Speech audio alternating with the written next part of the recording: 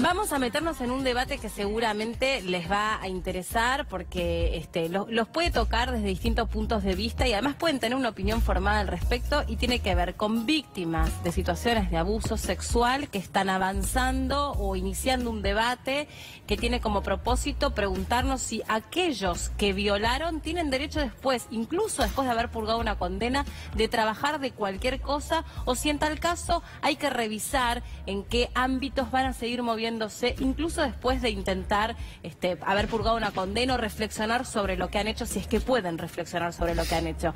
Bienvenidos, ¿cómo les va? Me gustaría que ustedes, gracias por venir y por compartir sus historias.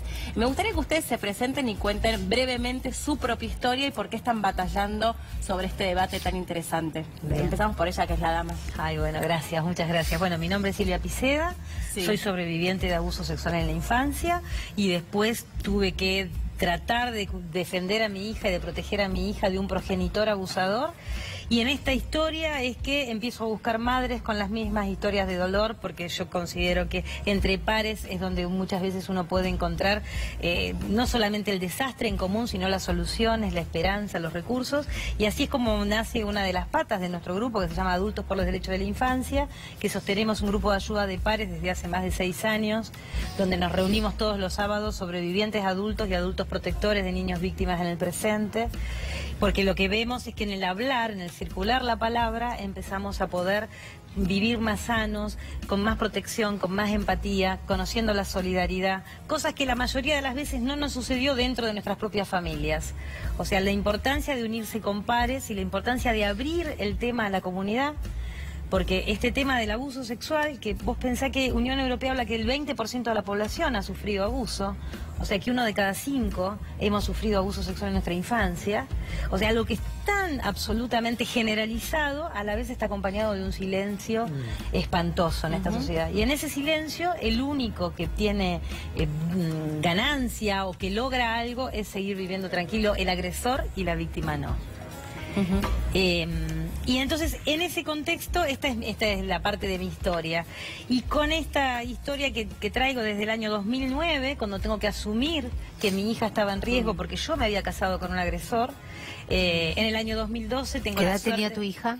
Mi hija tenía 11 años en ese momento. ¿Lo pudo decir ella? No, pero la que me viene a avisar es la hijastra mayor de este hombre, que me viene a avisar justamente, vengo a avisarte que yo fui abusada a los 11 años para que vos cuides a tu hija que está teniendo 11.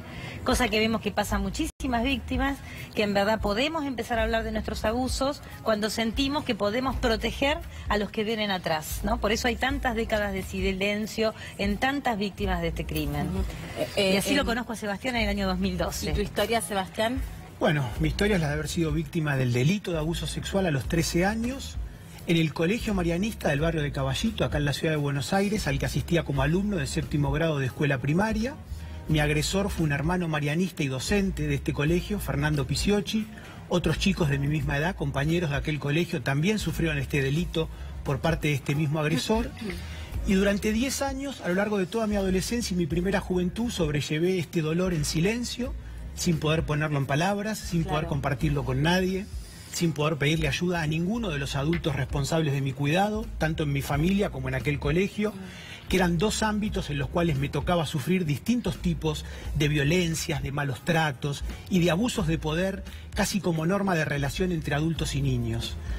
Y 10 años después, siendo mayor de edad, pude poner en palabras por primera vez lo que me había pasado, y a su vez sentí una necesidad muy grande de tratar de emprender un camino en búsqueda de reparación y de justicia por lo que me había pasado, y eso me llevó a presentar una denuncia en la Justicia Penal Nacional, con sede acá en Capital, que originó una causa que después la tuve que luchar durante otros 12 años, hasta que finalmente en el 2012, y más de 20 años después de haber sido víctima de este delito, pude lograr un juicio oral y público que terminó con la condena de quien había sido mi abusador, el ahora ex hermano marianista Fernando Piciochi, a 12 años de cárcel por el delito de corrupción de menores calificada reiterada. ¿Ya cumplió la condena? Él recuperó su libertad, se le dio por cumplida, entre otras cosas, por la aplicación de la vieja ley del 2x1 en cuanto al cómputo de sus años de prisión. La condena de él en marzo de 2016 fue ratificada definitivamente por un fallo unánime de la Corte Suprema de Justicia de la Nación.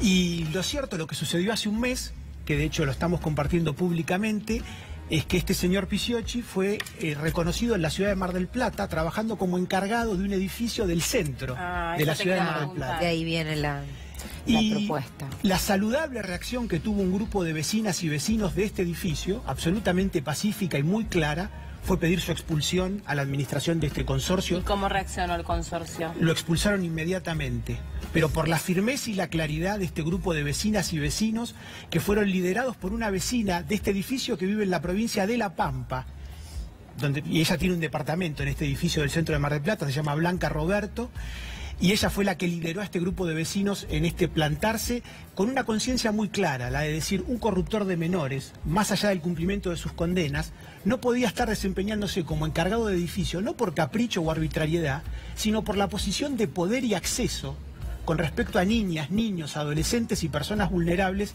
en la que se encontraba en ese puesto de trabajo.